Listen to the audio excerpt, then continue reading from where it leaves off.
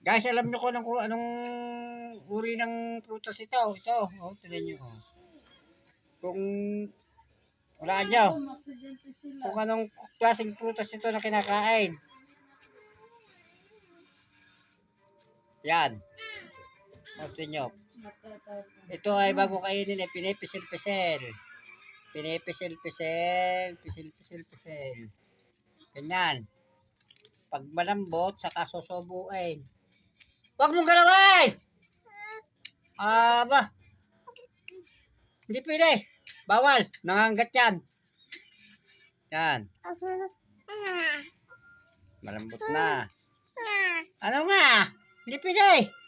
Hindi pwede. Yeah. Yan na, putok na, oh.